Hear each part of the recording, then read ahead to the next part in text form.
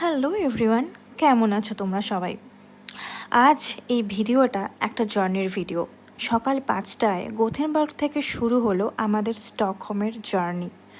ভোরের শান্ত রাস্তা আর চারপাশের সুন্দর প্রকৃতি পুরো রোড ট্রিপটাকে করে তুলেছিল দারুণ উপভোগ্য।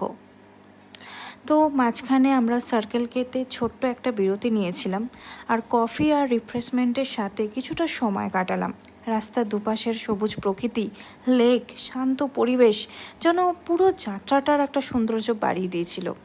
তো এখানে দেখো সার্কেল কের যে স্ন্যাক্সটি, সেটি খেতে খেতে আবারও যাত্রা পুনরায় শুরু করলাম।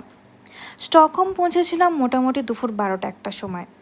তো সেখানে হোটেলে একটু রেস্ট নিয়ে কিন্তু আমরা আমাদের শহর ঘুরতে শুরু করব।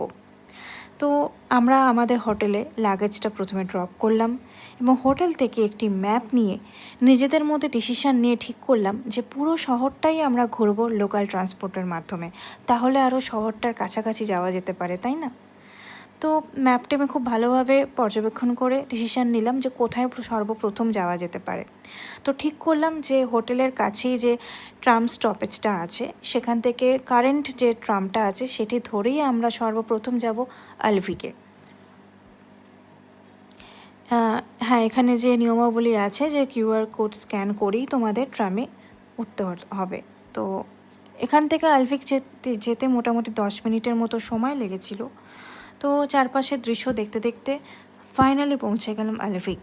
এখান থেকে গামলাস্টান স্টকহোমে পুরনো শহর, সেখানে ছোট ছোট রঙিন বিল্ডিং, পাথরের রাস্তা, ঐতিহাসিক পরিবেশ, একদম যেন সিনেমা দৃশ্যের মতো লাগছিল।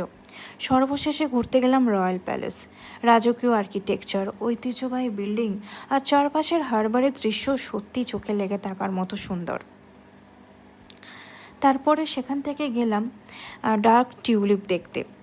এই পরিবেশটা কিন্তু আরও বেশি আকর্ষণীয় করে তুলেছিল। এত সুন্দর চারপাশে দৃশ্যগুলো দেখে পুরো লং ড্রাইভের মজা, নতুন শহর ঘোরার যে আনন্দ আর অনেক স্মৃতি,